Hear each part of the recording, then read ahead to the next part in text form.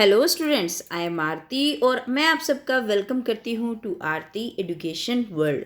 Dear students, आज की video में हम करने वाले हैं आपकी 10th क्लास की सोशल साइंस यानी कि सामाजिक विज्ञान की वर्कशीट नंबर 59 डेटेड 28 नवंबर 2020। यस स्टूडेंट्स, आज की इस वीडियो में जो हम करेंगे सामाजिक विज्ञान की वर्कशीट वो आपकी अर्थशास्त्र से है और जिसमें हम पढ़ेंगे विकास और उसका भी करने वाले हैं हम रिवीजन। ठीक है, तो आपकी रिवीजन वर्कशीट आई है। तो रिवीजन में क्या करते हैं, हम क्वेश्चंस आते हैं, क्वेश्चंस के आंसर्स करते हैं। तो छोटे छोटे क्वेश्चन हैं आपकी आज की वर्कशीट में, तो चलिए कर लेते हैं एक के बाद एक। 10 क्वेश्चन इसमें टोटल पूछे गए हैं।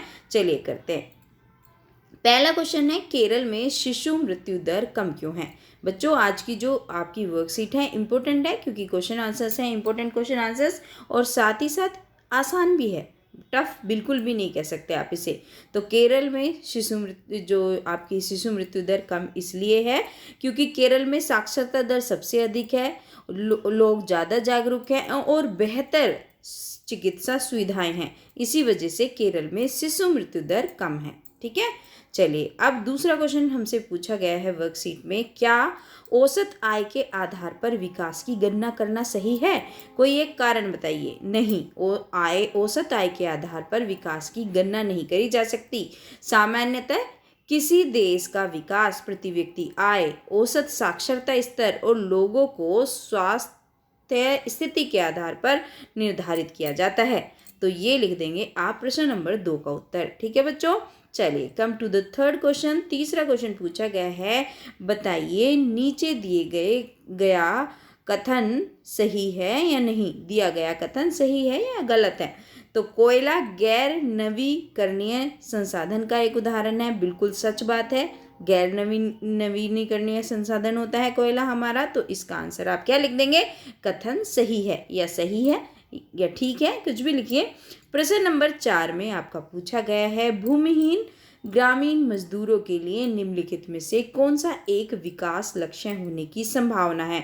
तो इसमें टोटल आपको 4 ऑप्शन मिले हैं, तो कौन सा संभावना हो सकती है। नंबर ए में बोला गया है उच्च साक्षरता दर, दूसरे में उत्तम समर्थन मूल्य, विदेश में बच्चों का बसाना, या फिर मजदूरों की बढ़ोतरी। तो बच्चों इसका answer you have to mark मजदूरों की बढ़ोतरी। ठीक है, मजदूरों की बढ़ोतरी होगी।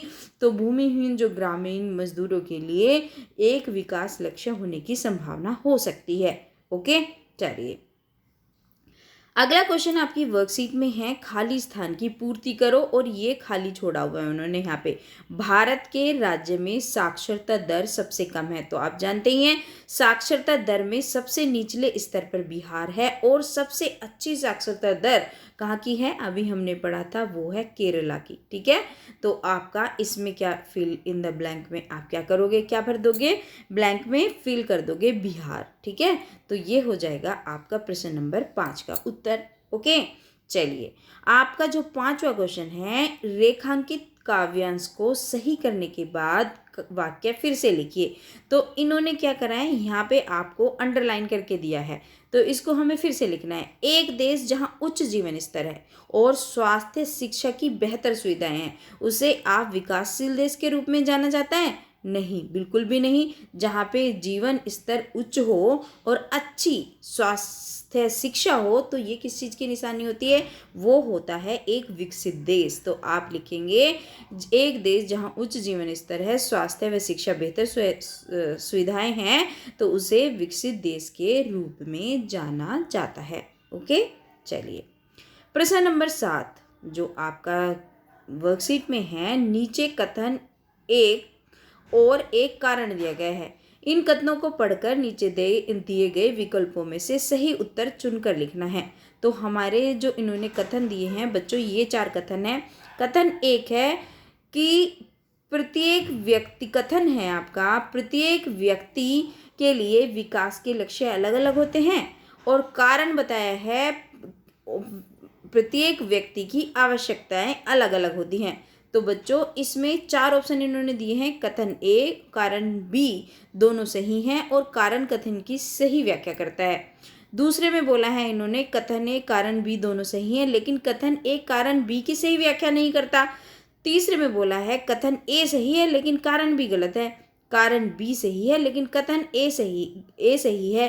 तो इसमें से जो आपका सही ऑप्शन होगा वो होगा ऑप्शन ए। ठीक है, तो आप इसका उत्तर लिखेंगे कथन और कारण बी दोनों सही हैं, कथन ए और कारण बी दोनों सही हैं और कारण बी कथन ए की सही व्याख्या करता है। तो ये हो जाएगा आपका उत्तर, यानी कि जो इसका पहला वाला ऑप्शन है वो एकदम से ठीक होगा। ठीक है बच्चों, चलिए my dear students, next question is सकल घरेलू उत्पाद क्या है। सकल घरेलू उत्पाद मतलब जीडीपी, है ना। तो इसका आंसर आप लिखेंगे एक निश्चित अवधि में किसी देश में उत्पादित और आधिकारिक तौर पर मान्यता प्राप्त अंतिम माल और सेवाओं का बाजार मूल्य ही सकल घरेलू उत्पाद होता है। ठीक है, तो ये आप लिख देंगे क्वेश्चन नंबर के 8 के आंसर में, राइट।